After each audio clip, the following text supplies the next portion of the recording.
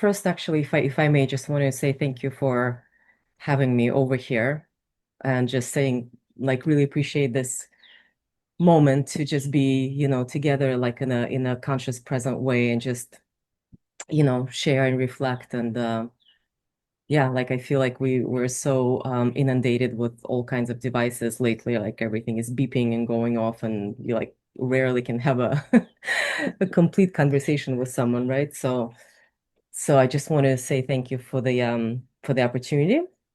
And also wanted to say that I really love the name of the podcast.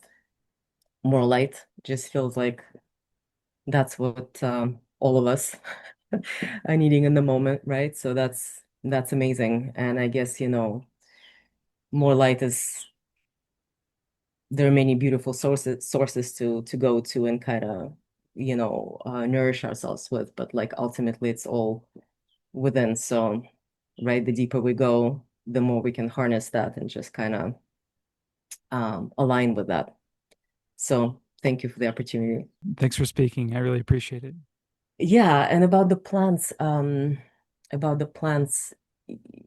grew up in a big city in St. Petersburg in Russia. It was back way back when there was Leningrad, and in a very kind of suburban environment. But I remember when I was little, we had very long winters and like a lot of snow, and it was way, way colder than now.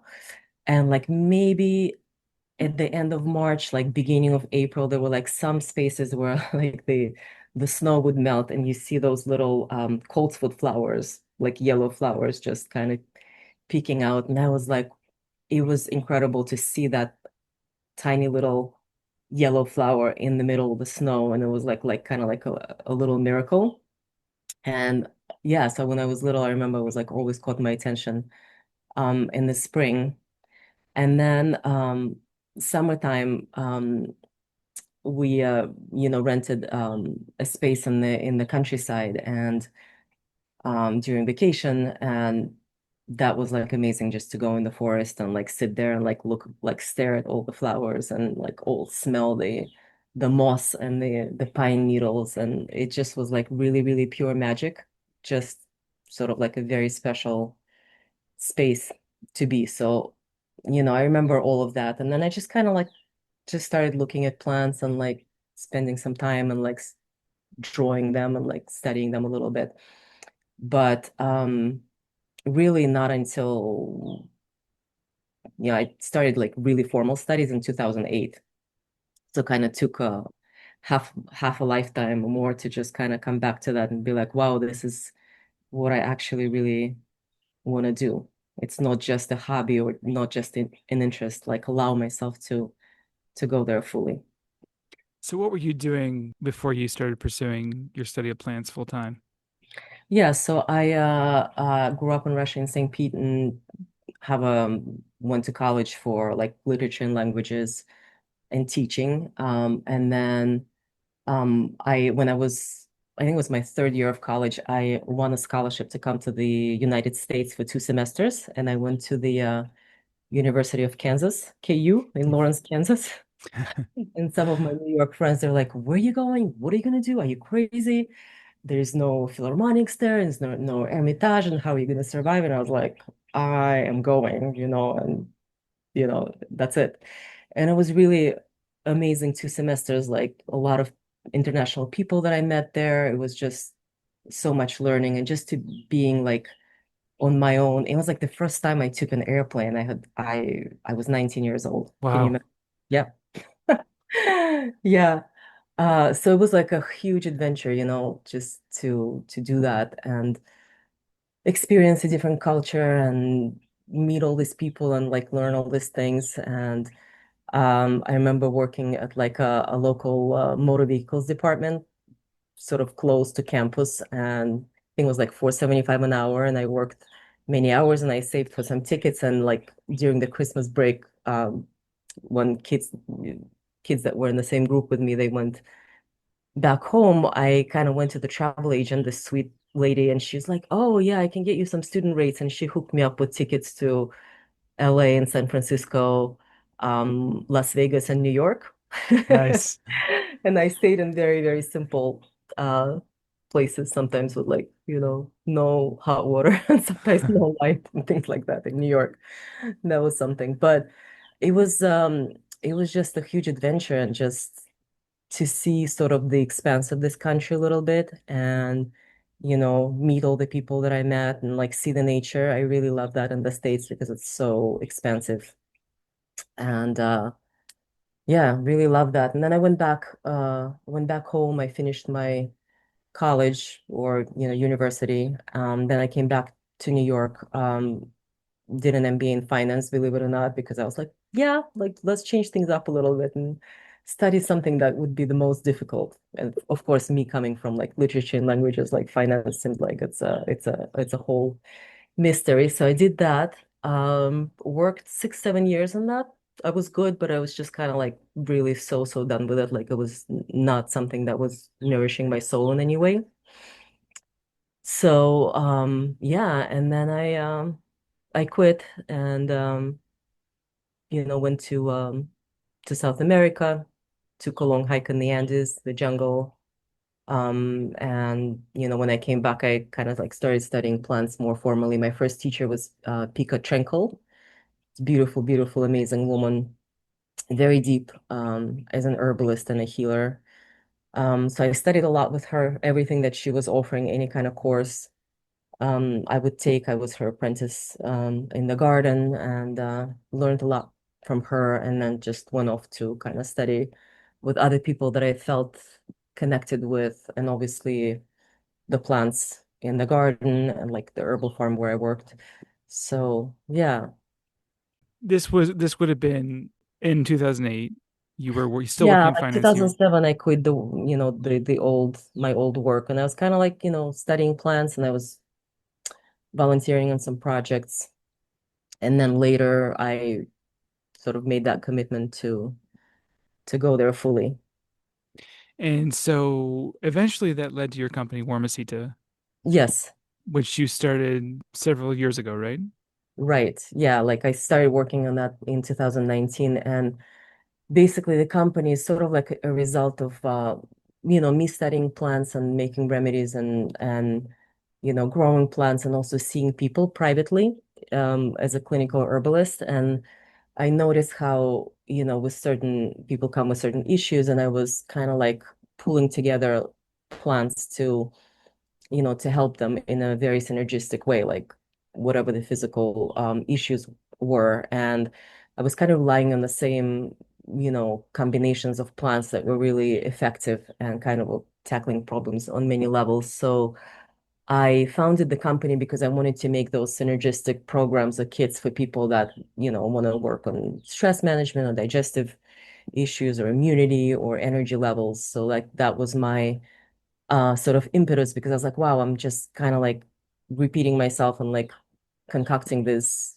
different formulas. Why not like make a package that's already there that's like a month program where there are 2, 3 remedies that you use every day and you can really improve in a physical way, improve your health. So that was the beginning. But then it sort of like grew into other things like a lot of educational offerings and like women's circles and herbal medicine workshops and retreats. And yeah, like a lot of educational component behind that. So yeah, but I'm glad I did it. So if somebody came to you, you work with private clients, and if somebody, like for example, if somebody was like, I'm having digestive issues or I have a lot of stress, what might you suggest or what might you give them? Yeah, so I guess what I was saying before, it's sort of like those standard, more kind of standardized programs. But when I work with people in the private practice, if they are open to it, I always check like help them sort of investigate what the root causes of whatever they're going through physically. So, could it be, levels of stress, or sometimes there's autoimmune or some neurological symptoms or like aches and pains or digestive issues, or even like, problems with the heart, like arrhythmia, other things. I if the client, right, is up for that kind of investigation, we always check like all different sort of levels of beings where the problem originates, right? Could be purely physical, that something needs to be, cleansed or strengthened, right? Or there's some imbalances in the body, but really like 95% of things that present themselves that are like chronic or like more serious, from my experience, I can say now that they are really not just physical in nature. So like there are a lot of, emotional, psychological, energetic issues, sometimes spiritual, um, you know, historical trauma, like relationship trauma, a lot of other things. So I don't just sort of like prescribe a plant or give a plant to the person. We work to really understand the cause and the root very deeply, and then support the physical body with recovery from the situation, right? With plants and minerals and supplements and things like that. And then also work on the sort of the deepest level possible. And that's oftentimes times lies in the subconscious and the limbic brain, where a lot of trauma is stored. So like certain blocks and patterns and things that we subconsciously hold and think about ourselves or life or whatever it is. So I work with kinesiology or dowsing and sort of determine what those things are, and then you know the the client can start like focusing on that and just kind of, really working on that deeply, right? And holding that part, if it's inner child work or if it's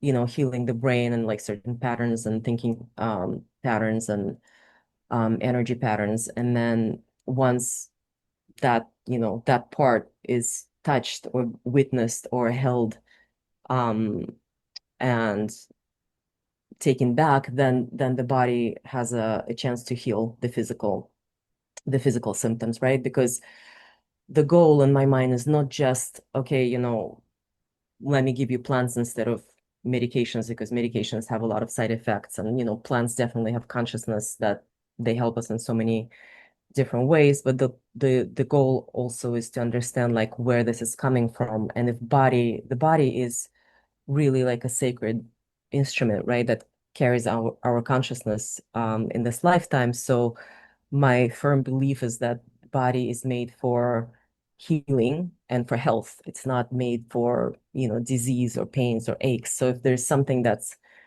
dramatic happening in the body, sometimes, my own body or my client's body, right? So it's a sign in a way that like spirit soul is telling us like, hey, there's something that's completely out of alignment. You've carried something for so long, right? And now it's maybe, yeah, when you were 5, 10, or 15, that was necessary, right? Those like protection modes or blockages that we develop or disassociation from, trauma and suffering. That was life-saving back then, but now it's sort of like impeding us, right? To expand, to develop, to be in our own shoes and integrity with ourselves.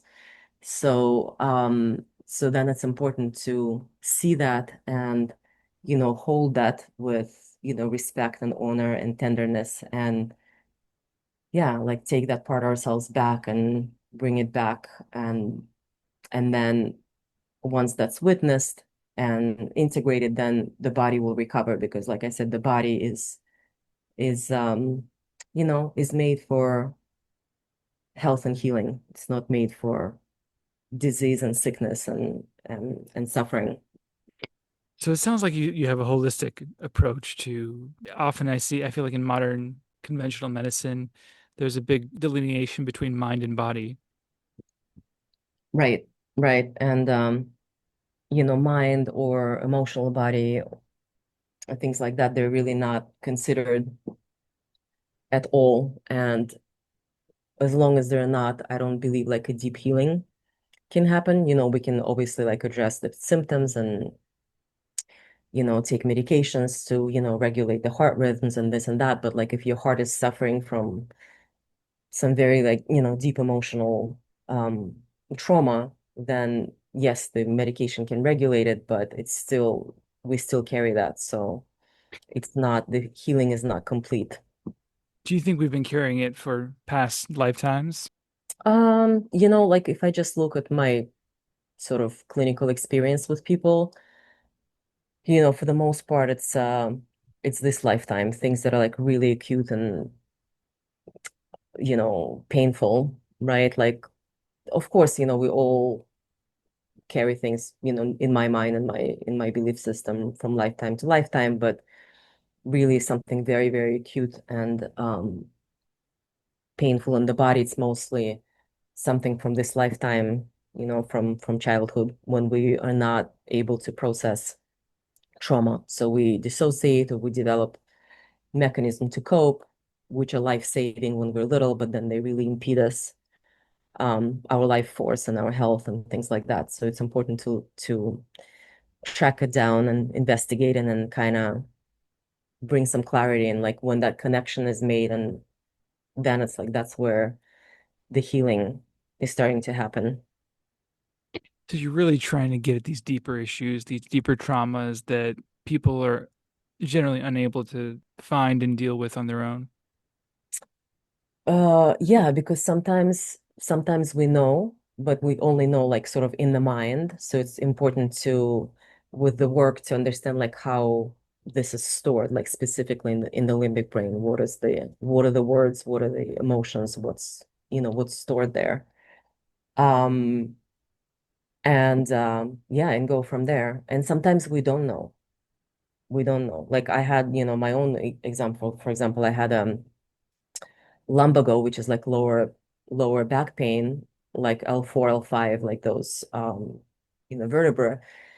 And I was like, oh, chiropractor and acupuncturist and this and that, and it would like come back and come back and come back. And like I would make an x-ray and like, yeah, that's normal. You have this pain because, you fell off the motorbike, and this, shorter here, this is longer here, this is skewed, and it's normal that you have this pain. And I was like, okay, I kind of was like buying this for a while, and I was like, of course, on the physical level, yes, I have every every reason to do that, to have that pain. But when I was like really, really fed up with it, and I was like, okay, I can't, function like this. Every couple of months, I would be like have to go and go to chiropractor and do that whole thing.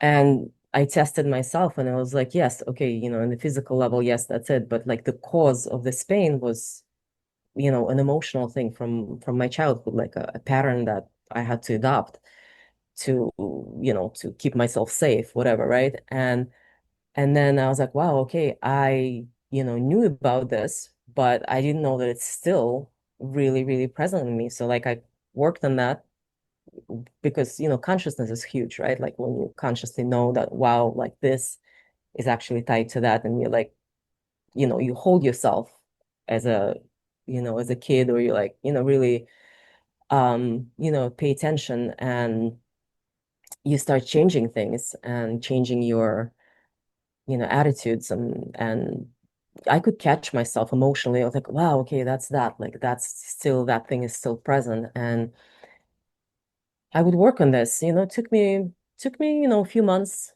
And I also, worked with plants, flower essences and gem elixirs that just kind of were helping me to shift certain things.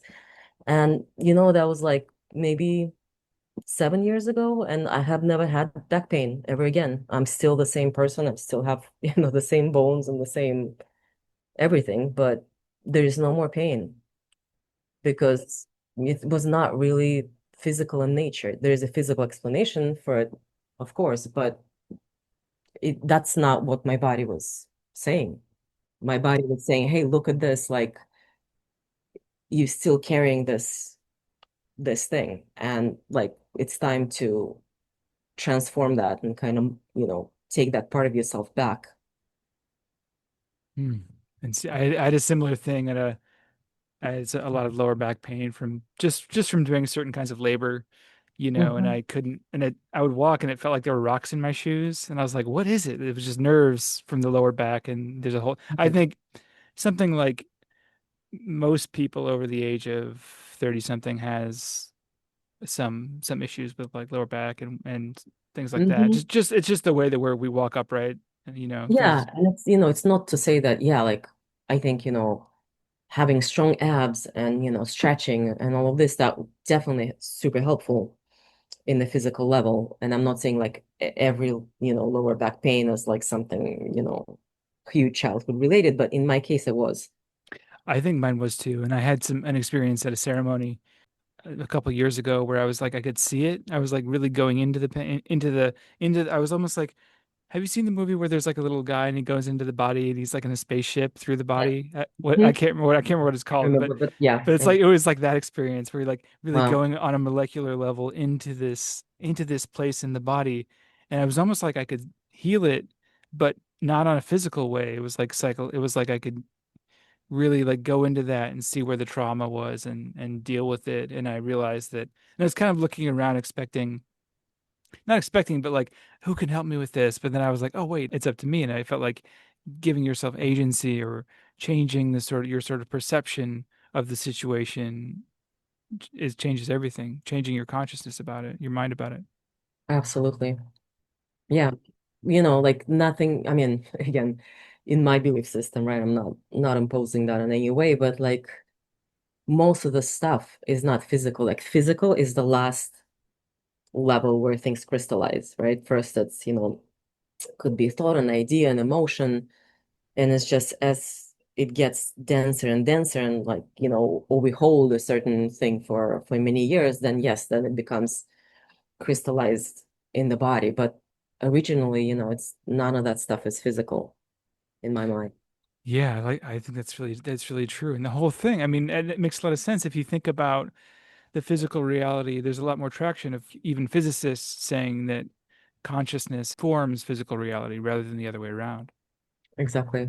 I wonder if you could talk a little bit about just your experiences in plant medicine circles and some of the changes you've seen in people and so on.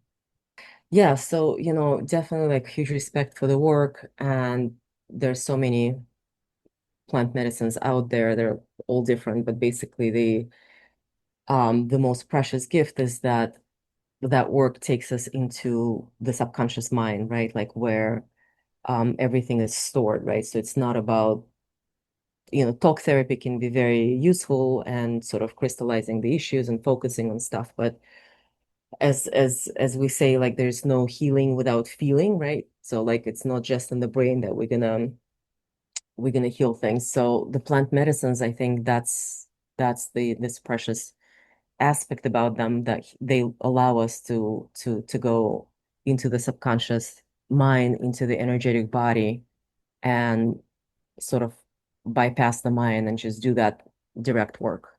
So I think yeah, I mean, I don't know anything else that works the same way. I mean, there are many different modalities, and in my work with, for example, with clients in private sessions, I do that too. We go into the subconscious and we sit with it and we feel things in the body and where things are coming from. But yeah, plant medicine is beautiful for that. I guess what I can say um, is that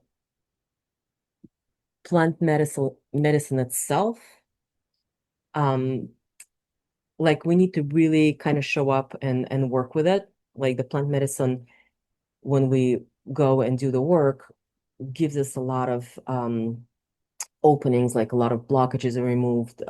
There's new light that's poured in.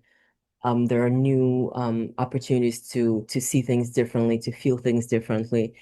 So this is huge, but then there's also, I think, an important part is for us after in our daily lives to just kind of show up and really hold our side of the promise, basically, like show up and yeah, be very conscious, be very mindful, like the gift that we receive, right? How are we taking care of it? Are we, showing up differently? Are we holding up like our side of the bargain? Because I definitely believe that it's not just someone or a plan can just only go in and like, and fix you completely. You kind of have to really show up. and be there and be conscious and, be grateful, but also like be that change, whatever you're, working on, whatever the options that you've been given. Um, just really show up consciously and do your part. Because just only going, somewhere every weekend and doing this and doing that, like it's not, I don't believe that could ever like really change anything deeply. What you put in is what you get out. That's it. Yeah. Yeah. And, obviously, there's a lot of work that we do, during our time with the plants, but then nowadays, we call it integration. And integration is not just talking about what happened and, you know, it's really, for me, it's like really, okay, when life hits you or something else happens, it's like, okay, can I show up in the way that I've been, you know, taught or offered, or the glimpse that I've gotten of like myself or my energy or where I come from? Can I show up in this way? Um and it's a practice. It's a practice, and life is, big medicine as well, right? So she will kind of, keep bringing things up until that, that pattern or whatever it is changed, changed and turned into, strength and wisdom and compassion, right? And I don't remember exactly the phrase, but I think, they said like if you die before you die, you won't die when you die, right? That the saying, it's in one of the Greek temples, I think St. Paul's temple, um on Mount Atlas, right? If you die before you die, you won't die when you die, which is, just like, I really believe that we have a whole lifetime to incarnate. We didn't come here to this like earth school, like, whoa, okay, I'm a perfect, being, or, I got everything. No, like we come here with a program, right? And sometimes I look at mine, I'm like, whoa, I signed up for a lot of stuff, a lot of stuff in this lifetime to, to get through and like learn from and integrate. And yeah, I think we have that whole lifetime, as long as we're here, to to harness that and like to bring ourselves to that like integrity with the light within, because we are that, we are light. Sometimes we remember this, sometimes we don't remember this, and that's okay too, because we're all human. We learn here through human experience, emotions, right? So yeah, no, none of us are like, walking bodhisattvas here. There, probably some, right? But um yeah, so I definitely believe that, plant medicines are a huge help on this journey. But again, like it's for us to like be conscious and like see things for what they are. Like, okay, this is feeling awful right now, but like there's something, if this is happening, then there's something for me, to learn, to harness, to, transform, to change. Like what is there for me? Like not what's happening to me, what's happening for me. And like in the really, I asked that question of myself in like, when things are not going great or feeling really rough, like what's there for me? How can I take this? How can I take my being to the next level? Like there are many levels, and I have this lifetime to walk this path and like keep peeling that onion, or, fine tuning who I am with, with that original, imprint that's is part of that. Every one of us, is that spark of the divine energy, whether we know this or not, or admit to it or not, conscious of this or not. Sometimes we are, sometimes we're not. But, just like every day is, no matter how crazy things are, like every day is a chance to kind of like show up and be like, okay, yeah, like what am I choosing today, right? The black or the white? Am I going to complain and feel like I'm a victim and, blame and shame, or I'm gonna be like, okay, well, what can I do to, to turn this into something positive, right? Like, what's my lesson? Like, how can I show up? how can I grow in my own essence, right? And my own strength in what I stand for. It's really good. It sounds like plant medicines are a useful tool in turning what you might see as problems into opportunities. Mm-hmm. Mm-hmm. I think so. And again, I think they are giving us an option.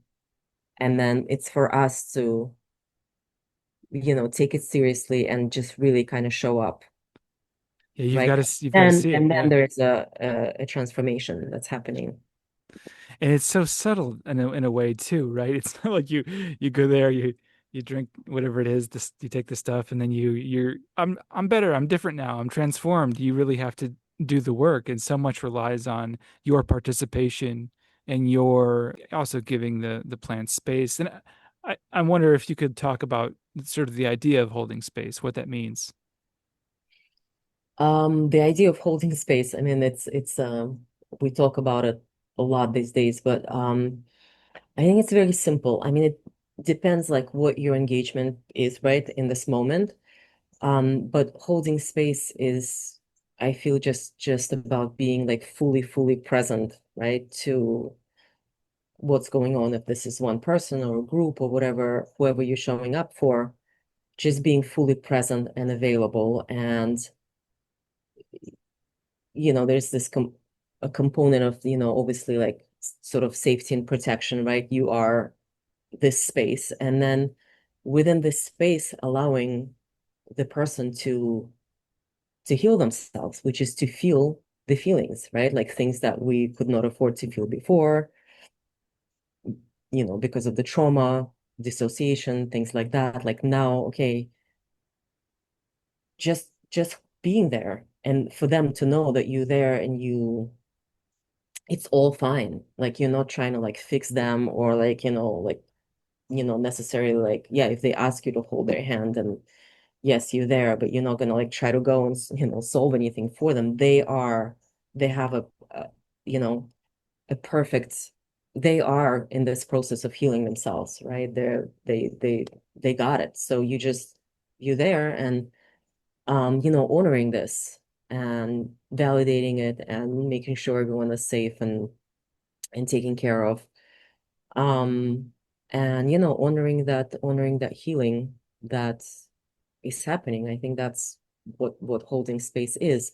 Now, if I am with a client in a private session, then holding space there is a little bit different for me because I know also there's part of my work is, you know, helping them bring a little bit more clarity, like what is this about, right? Like, and just giving them tools to change and transform and go into the subconscious and work with the inner child or whatever that may be, right? So there's a little bit of more guidance that's required, right? And but that's part of the agreement, right? So it depends, I guess, depends on like the circumstances, but it really all boils down to allowing someone to do their work in a safe space, be received, be witnessed, be taken care of, know that, all is safe and well and they have the power to go within and feel those feelings and change things in a cellular level. That's good. Thank you. So are plants conscious? Yes, for sure.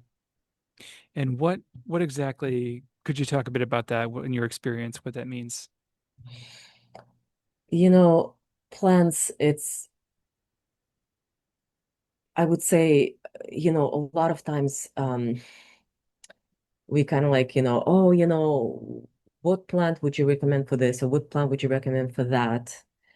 And, for sure, if you have a wet cough, I'll give you one plant. If you have a dry cough, I'll give you another plant. Or, it's definitely it's a valid question. But basically, sometimes if we think about not just like a plant for a symptom, but like a plant for a person, like now, for example, I'm drinking a Tulsi from my garden, right? So Nice. yeah, it's a beautiful, beautiful plant. And, in the summer, it's amazing to have her. there in person and just sit with her and, drink that infusion, or, this one is just like I just let it steep in the sun and added a little bit of rose and hibiscus and feel that plant and then, like, feel, how is her energy? Like, in my case, she goes like straight sort of like to the heart and the solar plexus, and you can feel the work. Like, you can feel the work. It's also, I remember, like, one time was long time ago, was growing her in my garden, and then someone came over, my best friend, as it happens, right? And she's like, oh, let me help you with the garden. And I'm like, sure, whatever. She's like, yeah, I'll clean up a little bit. And, like, half an hour later, I come out and I see that my Tulsi, like, that I've been just, worshiping the whole summer and talking to, like, like, my best friend just basically took her out completely Oh no. with the roots. And I mean, the tears that came out of my eyes, and, like, it was just like this grieving of everything. Like, this Tulsi, just like, it was okay, grieving the plant, grieving this relationship that I was, like, hoping to have her a little bit longer, like, as a friend in the physical. But then it was like so deep. Like, I mean, like, for 2 weeks I could feel like I was grieving everything, like all of my losses. My dad's early death, my old boyfriend who passed. Like, it was just like, other people, relationship things, like, it was just so deep, like she got me, like, she got me. She just was like, okay, you need to right now to, like, lighten your heart and, like, start feeling this. So, like, why don't you feel this now? And I was like, whoa, like, I really feel it. Like, and it's true, like, at the end of, whatever, that few weeks, I definitely felt like, yeah, like, it's this was a huge healing, like, about, grieving and letting go and, mourning. And yeah, so it's, a lot about the heart consciousness and, connecting to that, the divine mother energy in her, which is about, holding and healing and allowing, right? That process to take place. It's really like, one of my most treasured friends. Obviously, you say her, so it has a feminine aspect. Yeah, I think she's got this, like, really yin vibe about her, like, just kind of like allowing space for healing, like this kind of feminine, yeah. And it's holy basil, right, coming from India. And in India, it's a plant that's really revered in every home. Almost every home they have, like, a tulsi in a pot, and she's associated with Lakshmi, the goddess of, abundance and love and prosperity. But really, I think it just kind of like goes beyond anything verbal for me. It's felt. It's felt, yeah, Yeah.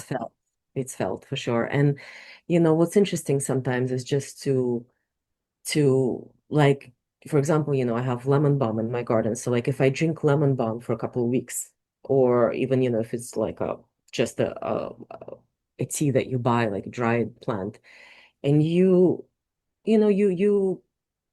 experience this plant for a couple of weeks, and you can, if you have time, right, and space in your life to just kind of like allow yourself to feel like, what is this for me? Like, what's happening with me, right? Like, for example, lemon balm for me is like the most amazing plant for dreaming. Like, my dreams are so like guiding and lucid and medicinal.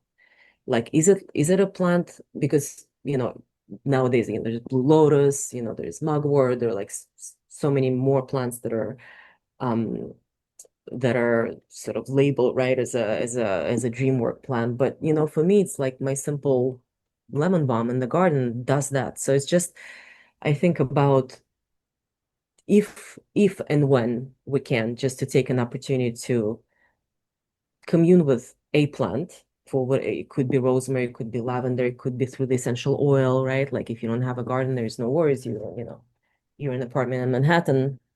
If you spend 2 minutes with like a lavender oil before you go to bed, and and you inhale that deeply and you feel it, right? And you just remain with that energy for a couple of minutes, like in 2, 3 weeks, like there's a relationship, and like what your teachings are from this plant, like what it's doing for you. Because it could be doing something else, for me than for you, because that is consciousness. That is consciousness. The plants, they come and they kind of, they do, they offer us what we need in my mind. I also work a lot with like flower essences and gem elixirs. And yeah, there's a description, right? If I love the Alaska essences, that brand. There's Dr. Buck, there's some that I make myself, but and there's a description like, oh, this one does this and this is, for that. But sometimes, if I douse and I pick, I'm like, okay, this is the plant that's coming to work with you. And we look at the description, yeah, like usually people are like, oh my, yeah, this is exactly it. But like the thing is, this plant will probably go above beyond the description. It'll do whatever else that you need to do, if it's coming to work with you. So it's all, I feel like, really experiential, and it's in partnership. It's in partnership. Like if you take Tulsi for the next 3 weeks, it it may do something completely different for you than for me, because it's a live consciousness. Mm. We can put labels and be like, yeah, of course, it's an adaptogen, it's amazing for digestion, it's amazing for lungs, energy levels. All of that is true, but like there are also these like unseen, unspoken gifts that arise like when you are in synergy and in partnership, when you take a moment to be present, like you and I are present right now, right? Like we listening to each other fully, and we're communing and we're exchanging, right? So um that's the key. I think presence is a key, like in any relationship. And yeah, if you can afford to take that time and space, could be just a few minutes a day, and invite a plant into your life, and just learn from that and feel that. If you take a rosemary infusion every day, like, how is that changing your energy? Like, what is it doing for you? How would you know what plant? How might you know, I should say? Um, I think sometimes we just are curious about a plant, right? That maybe we haven't experienced yet, or it attracts you visually, or you love the aroma, or you like the taste. I would not necessarily like sit with a plant that I'm like, oh, like I can't deal with that taste right now. No. So you're drawn to it for whatever reason. Yeah, yeah.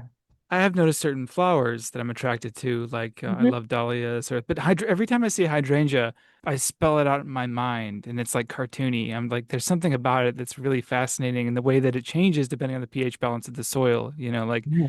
I'm Right. fascinated. Like, what is it? That's just completely amazing. If you really look into these little qualities, Hmm. and I'm sure every plant has something interesting like that that we just maybe we're unaware of or we don't know about or something. But back to your sort of, not your idea, but the idea, the Hmm. truth, the reality that plants are conscious.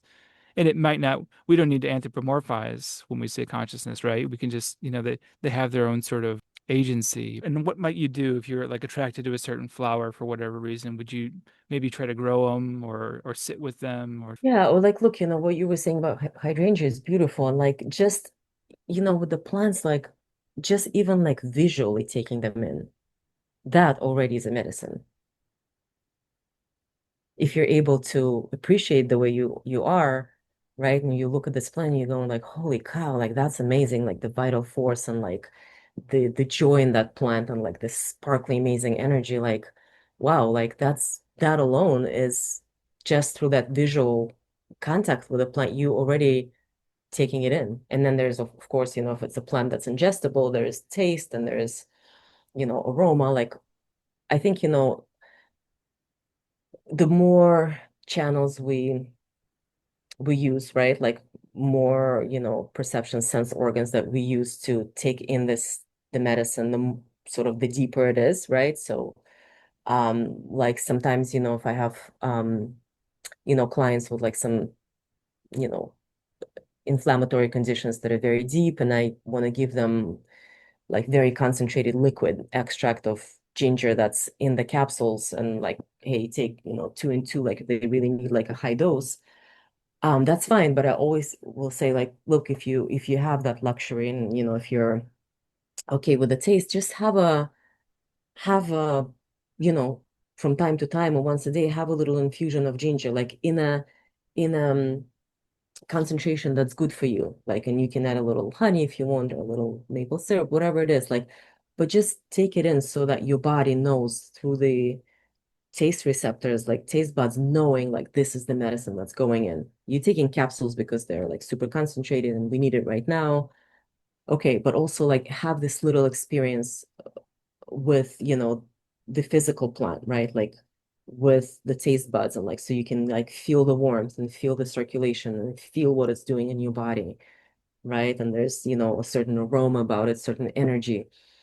So that is like a more complete, way to get to know the plant and to take in that healing quality.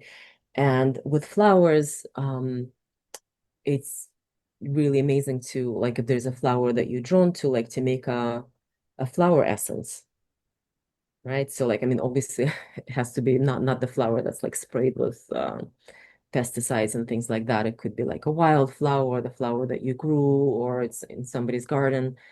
And it's not such an intense process. You just need a, good spring water and sunshine and moonlight and uh, a glass bowl and the flower. And sometimes we sort of, carefully cut the flower and put it on the surface too, so that the water can absorb the imprint of like what the teachings are and like what the energy is. But sometimes you can just put the bowl under that flower, and water, as we know, water takes, imprints of everything, right? Like of words, of thoughts, of it's amazing, right? So the water, even if it like there's this beautiful, rose, a peony that's like hanging over that bowl of water, the water will capture that imprint, that gift, that what that flower is about, like what it's you know um what it's teaching, like what the gift is. And then you add branding, you make your mother essence. It's not rocket science. You can Google it and do it, and I love, also that, like, why I think, I feel herbal medicine, like it's a lot about education, because okay, it's my profession, but if it's not someone's profession, they're like, wow, flower essence, yeah, like what is like, once people know what this is and they feel the changes, they feel the process, and they know like how to make it, it's like such an incredible experience. Even if you just do it once in your life, it's not super difficult, it's not expensive. You can, again, you need time and presence for that, right?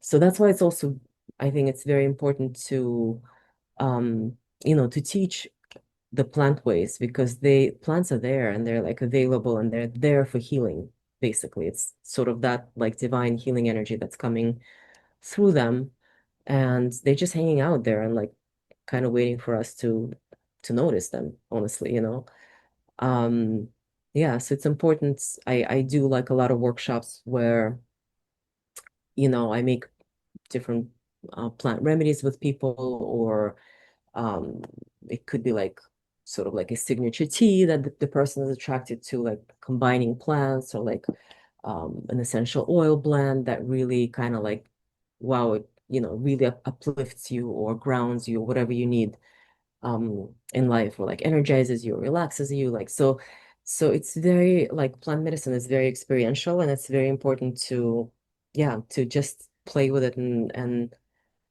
create that space where people can experiment and feel and make something of it for themselves, and be like, hey, wow, I made this roll-on, and now like I use it, and this is how I feel from it. I imagine it changes people's perspective of plants and of the world, because you really everything, our whole existence is dependent completely upon plants. Mm-hmm. Mm-hmm. Yeah, and also, times are such that there's so much all kinds of stress going on, right? So plant medicine, whether you are drinking this cup of tea, for 2 minutes in a if you can afford it and like make that mental effort to like actually just disconnect from, of course I can be chugging my tea and like be checking all my messages and stuff, but it's not the same if I like, okay, I'm going to bed and, I shut down my phone and I have this cup of tea and I just take it in completely and feel it. And this is such a healing experience in itself because it's an experience of presence where we get out of the crazy mind and, fight and flight, and fight or flight and all of that. And just we come back to our senses, our body, right? Our feelings, sensations. And that alone, like, is incredible. And like plant medicine in general, like gives that opportunity to like just be present if it's whatever, like if you haven't an hour meditated in the morning, that's great, but I don't, like so, I may get little bits and pieces here and there, but just in the morning if I can before like that whole thing starts, like just to sit for 10 minutes and yeah, even if it's essential oil or a cup of tea or anything like that, and just gather my energy and like set myself forward for this day and like make my intention be like, okay, this is how I'm, you know, looking to show up or what I choose to embrace today. That makes a huge difference. And so the intention. Hmm. And plants like they lend themselves to this because of all the senses that we use, right? When we commune with them. It's not just mental. You taste it, you smell it, you see it. Like that alone is so precious, I think, during our times. Do you consider food to be a medicine? Yes, absolutely. Do you have any dietary restrictions, recommendations, or just thoughts about diet in general? I personally don't have any like allergies or restrictions and things like that, but I would definitely say for me it's important seasonal, right? Seasonal. So like, right now, we're in July and it's really hot and I'm gonna be eating like veggies and salads and anything that has color and drinking my hibiscus and you know making watermelon ice cream, whatever it is, right? So like just kind of cooling and like just to balance the heat, like this heat of the summer. And then in the winter, I definitely need my soups and I need very grounding, root veggies and some good protein and beans, something very solid that can like give me energy for the day. Like right now, if I eat all of that, that will probably make me feel kind of heavy. Um, but sometimes it's good too. Like it kind of like you have to feel like what's good in the moment. But yeah, in the winter, it's amazing. Like I love a great chicken soup, and I love, like, Indian food with spices and I love using like garam masala in anything pretty much in the winter because it's like my favorite spice. It's very mild, but it's already like it's just an amazing taste, and you can just like throw it into lentils and veggies and this and that, and it's everything comes out amazing. So I would say, yeah, it's knowing what's good for you, and also me, I have like a lot of earth constitution in me. Um, so it depends on the season and also your personal constitution, right? Like in Ayurveda, we say, there are doshas, right? So somebody's kapha, somebody's more pitta, somebody's more vata. We never just one thing. We're complex beings. We have all of that. But like, what's your dominating thing? I have a lot of earth in me, so I can have a lot of different spices, and I can have a cup of coffee and not feel, in any way, jarred or anything. But like if someone has a very sort of very airy, a lot of, creative energy, like, air and wind and movement, that person may need like more like, like a little bit heavier foods and like a little bit more grounding, a little bit more oily, like a little bit more protein just to kind of ground them. And would I recommend a lot of coffee for them? No, so it's kind of really depends, I think, on the person and the season for me. Mm. But, in general, obviously, I cook every meal unless I go out. So just no processed foods, pretty much, Mm, mostly Yeah, minimally no. processed. Yeah. Yeah. Yeah. It seems like that's maybe the one thing that every reasonable diet agrees on is to minimize processed foods. Yeah, you want foods that are alive, Yeah. right? That just have this like life force in them because this is our nutrition. Like this is what like builds our bones and obviously also, a lot of foods right now they're so empty, right? There are not many minerals, not many vitamins. So in the summer, if there's a farmer's stand, if there's a good farm that's nearby, or like in Union Square Market, if there are some farmers that that you like, um, that's great just to go and do that. So you're getting some good nutrition and some quality. And I always like always throw herbs in there, whether it's like rosemary or basil or like oregano. I also love like lemon thyme. It's like one of my most favorite plants because it's so light and so aromatic and it just like goes with anything. You cook with it? Yeah, Hmm. yeah. I actually like usually add it like at the end because I don't like to like overcook it because it's so precious, just like so like it kind of gives its aroma and juices and um yeah, I mean make a pesto with plants, even if you're in the city and you go um to the market and you can get the basil and whatever other oregano like parsley, cilantro, a little bit of garlic. The ramps in the spring, right? They're amazing for that. And just throw whatever that is in your blender. And don't even have to have a Vitamix blender and olive oil, um, and salt, maybe a little bit of garlic if you don't have like a garlicky mustard kind of situation. And that pesto that you make yourself, you put it in the fridge. Mine usually is gone like very, very quickly, but it can last for a few weeks. And you can put that on your salad and your cooked food and anything. And that's like just bursting with like life force and vitamins and minerals and yeah, that's like a game changer. Materialistically or materially, I should say, we're still attention is still like the ultimate resource. Yes. It's hard. It's really hard to give your full attention, in the culture, which is really, I mean, we all do it. I'm on the phone all the time. We're always on the phone, and then like you got social media, or even your friends and family can text you anytime, all the time. It's like it really changes your attention. Yeah, it's such a huge change, right? From before. Like we are witnessing that in our lifetime. This is enormous. Yeah, I didn't have a cell phone until I was like 20. Absolutely enormous. Like kids that are growing up right now, I'm like, oh my God, what is this gonna be for them? Like how are they gonna be? Like, yeah. It's already weird. Yeah, it's a tough one.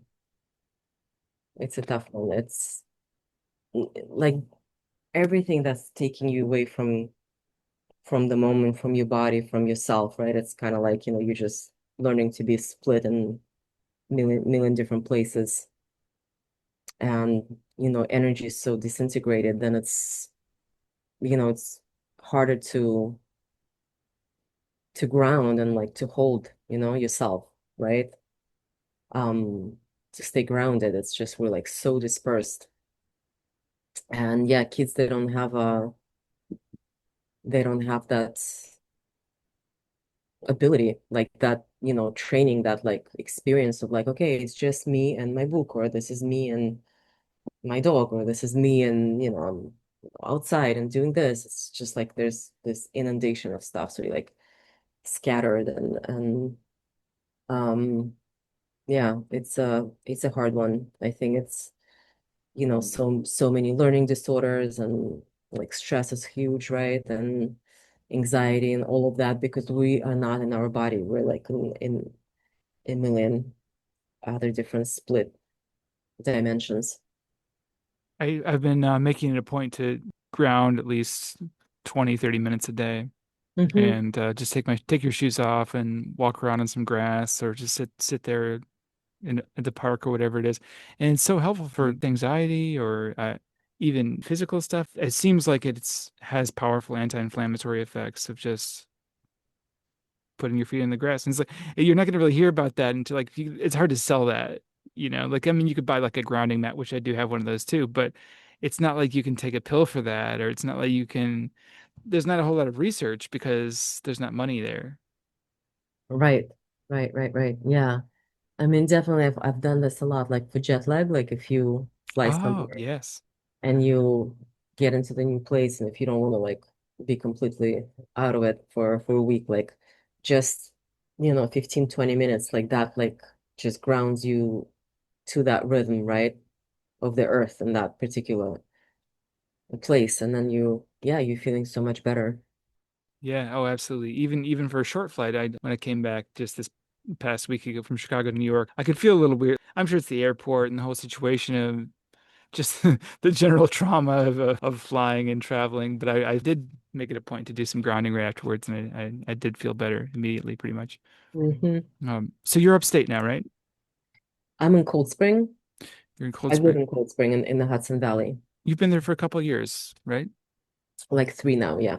And before that, you were in France. I was in France for 9, and before then I was in Cold Spring, and before that I was like, Brooklyn and Manhattan. It's quite a trajectory. Yeah. So how many languages do you speak? 4 French, English, Russian, in Spanish. Spanish. My, Amazing. You can really move about the world in such a free way in my, I've never been to Asia, honestly, and yeah, I guess you can just get away with English over there. yeah, pretty much. Yeah. Pretty much. I went to Japan years ago. Yeah. Yeah. Yeah, but it's great to be able to speak and share that with people. Have you been back to Russia anytime in the recent past? It's been a couple of years and I'm totally overdue. Yeah. You still have family? I have my mom there. Oh, nice. Nice. Mhm. Has she come to visit you here? She's come a lot here and to France as well, but she's older now, so I took Demian there last time and he had a great time. It was You beautiful. liked it? And yeah, we're gonna go very soon. To Leningrad? Yep, St. Petersburg now. Yeah. Yeah. What year did they change it? It would have been like For 89, 90, right? yeah. 90. Yeah. Yeah. Yeah. Yeah. Amazing how quickly. Felt like a different lifetime. I was a young pioneer wearing the little red scarf. Yeah. Oh, wow. You had the It's just like really different lifetime. That's Yeah. amazing. Yeah. Did you I mean, you never could have predicted like where you'd be, right? At this point in your life. No, no. And when I went to the States, it was interesting because I was in college and they're like all those kids that really wanted to go to the States. And so there was this like scholarship floating around and it was USIA, United States Information Agency that and like a counterpart in Russia that they had the exchange.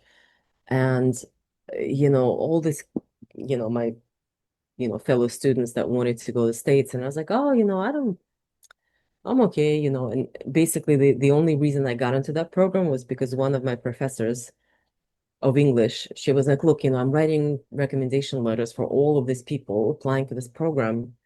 I'm writing one for you. Just do it. And I was like, really? So she kind of like, pushed me into it. And I was like, okay, well, I wrote this essay and like did the TOEFL. Um, not really kind of focused and really, wanting this fully. But then I got in and I was like, wow, I got in, so I'm going. And then I, obviously loved it. That was such an adventure. And I also met my best friend on the plane to DC. Oh, man. So you went to DC first before you went to Lawrence, Um, or was this a different it trip? was like an orientation, that we had there, in Washington, and then everybody kind of like there was about 30 kids. They all flew to different Yeah. places after. And yeah, it was great fun. I'm very What grateful what for an that. amazing opportunity in your whole life. You're Yes. changed, right, because of that. Absolutely, yeah. To what extent do you think are you aware of what you have to do and what you will do ahead of time? Um, Man, it takes time. It takes time, it takes courage, it takes, healing, right? I wish, actually I don't wish. Like I am where I am right now. Like I'm not right now where I was yesterday or like 5 days ago, right? Every day there is so much opportunity to step up, you know? Like, yeah, could have I known this at 20 or been this or that way or no? And am I like anywhere close to, I hope I have some more time in this lifetime. So like it's, just I think, being where you are and in a way being grateful for like there's this life continuously brings you that opportunity, right? To change and evolve. And yeah, like know what's yours and what's not yours and come back to yourself to like be in integrity with who you are today.